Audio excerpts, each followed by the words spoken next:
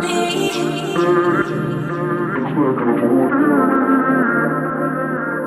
crazy over me.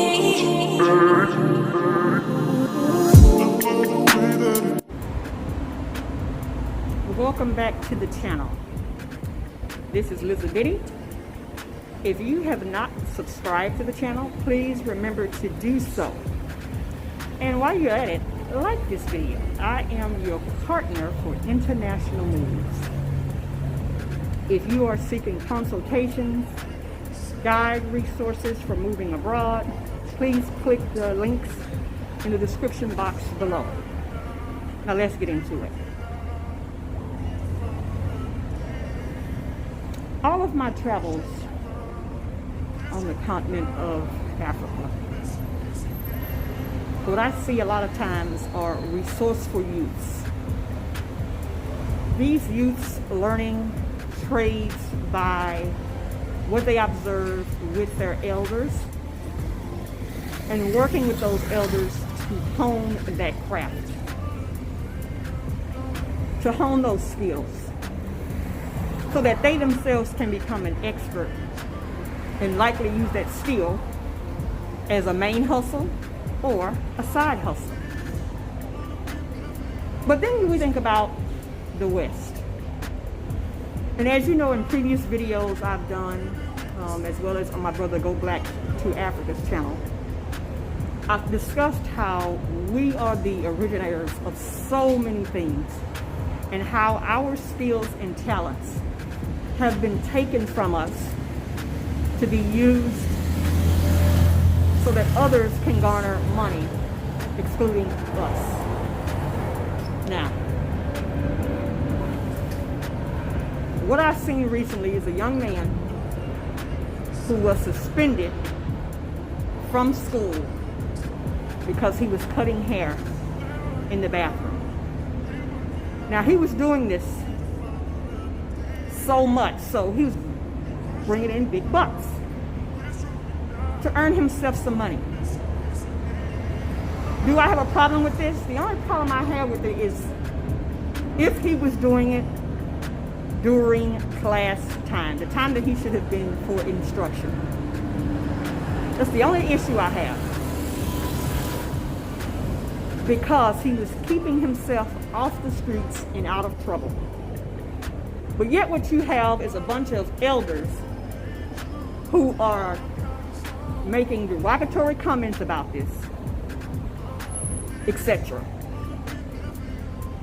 Sometimes we as the elders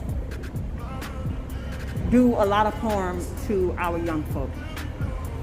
One, because we are not as progressive in our thoughts and thinking patterns. Okay? Contrary to what you believe, the youth are the future. People like myself, as well as the youth, we are going to perish from planet Earth one day. So who would take the reins? It's the young folk. So when young folks in the West are doing good, we should not be admonishing them for that. We should be giving them a hand in that they are being resourceful and making a way for themselves. We have got to do a better job of getting back to skilled trades. That used to be something that we always did, and now we are crippled because we don't have it anymore. And instead of praising a young man for not being on the corners and doing things that were nefarious to his own detriment as well as his community, we are finding ways to downtrodden him for, one, being business savvy. That's wrong. And he is not the first, nor will he be the last case. My challenge to the people who see these youths and the youth are doing good things. If you do identify that something within what they're doing is wrong, just do a simple correction. Say, hey, young brother, young sister, I don't have a problem with what you're doing here, but here's the way you can improve it this way, yada, yada, yada. Or if you're doing this on school time, how about you stay for instruction and do it on your off periods, lunchtime? We have got to do a better job of motivating our children and stop acting as if they are doing nefarious things when they're actually trying to be self-sufficient and be business savvy. Something we as a whole have lost our way upon. So check out this video. Remember, subscribe to the channel. Hit the links for consultations. This summer, he was motivated to cut his younger cousin's hair, save some cash cutting his own, and make a little by cutting his friend's hair. He reached out to his Uncle Tuck to school him on the fundamentals of the fade. His exact words, he said, "I'm going to show you one time. I'm not going to show you again," Cameron said. And I was like, all right. Cameron picked up on the craft and did not look back.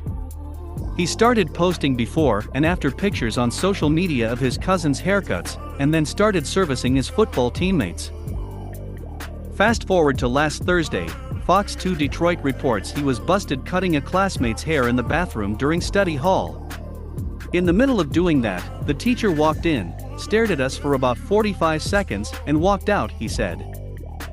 Cameron's mom Cassandra got a phone call soon after. The message: "We need someone to come pick up Cameron, he's running a barbershop out of the third floor bathroom. There's a line in there, hair all over the floor. He's got his whole setup in there like on the movie Barbershop."